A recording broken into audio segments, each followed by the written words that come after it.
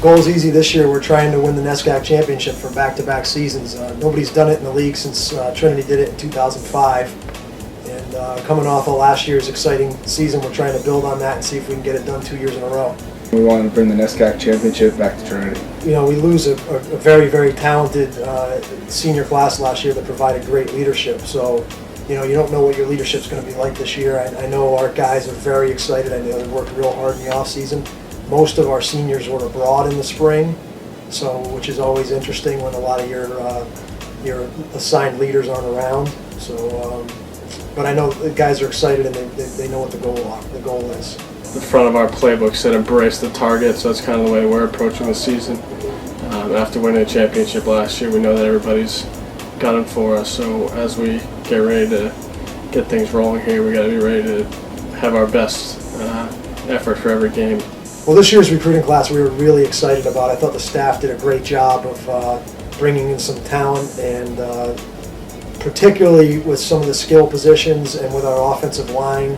I think there are some guys that will contribute right away, and when you have a 75-man roster like we do in our league, you kind of need that to happen, and I wouldn't be surprised to see a couple freshmen help us right away this year.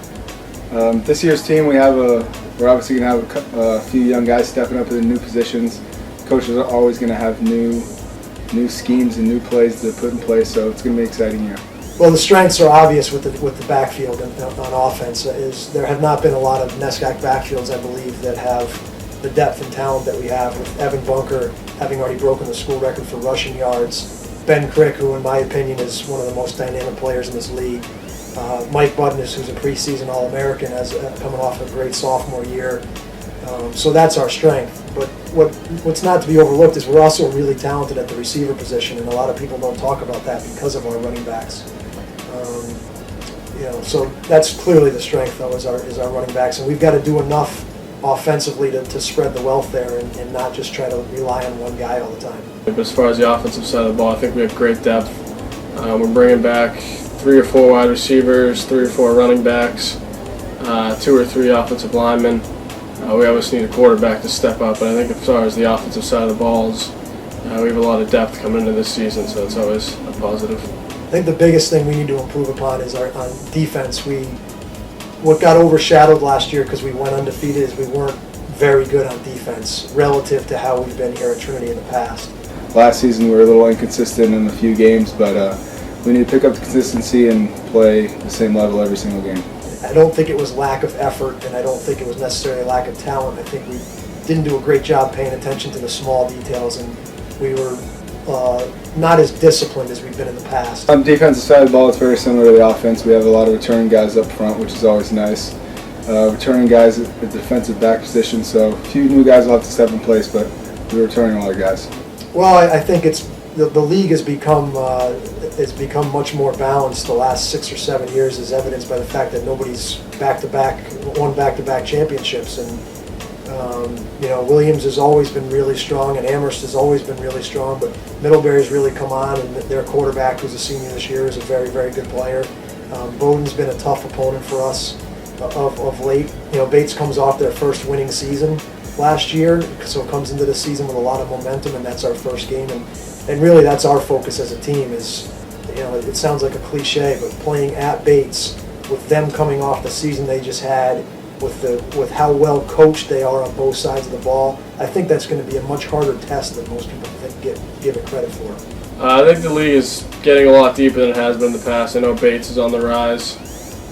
Teams like Middlebury, who might not have been as good in the past, are playing really well. So I think overall the league's getting a lot stronger than it has been. Random fact about the team that people don't know, I'd say I'll talk about our study abroad program. And in the last 7 years that I've been the head coach here, we've had more than 70 players study abroad. And I think over 75% of the senior class studied abroad this past spring, and it's generally a tradition here at Trinity football to study abroad in the spring, which is a great opportunity. Last semester we had guys in Cape Town, South Africa. We had guys in England, Germany, Italy, Spain, and I know they all had an unbelievable experience, and it's been really cool, you know, having them back and having them talk to the coaches and the players about what they did when they were abroad. You know, our guys that were in Cape Town bungee jumped off the the highest bridge in the world, and they skydived, and they swam with sharks, and they petted cheetahs. They worked with underprivileged kids and set up a sneaker program. Just some real unbelievable experiences that you don't think about, a kid that's having at college. And it's really cool that they were able to have that experience. It allows us to gain a better perspective on the world and outside of Trinity and the United States, and I know a lot of the senior classes really enjoyed that. Really want to thank everybody for their support, and can't wait to see you at our games. Hopefully that first home game against Williams, we'll get a great crowd here. We've had great attendance at all of our home games, so we just want to thank all of our fans. I know myself, Brett, we appreciate everything. When you guys are at all of our games, it makes it that much more exciting. We can run out in front of all you guys, so we just want to say thanks for that, and hopefully we'll see you guys out there this year again.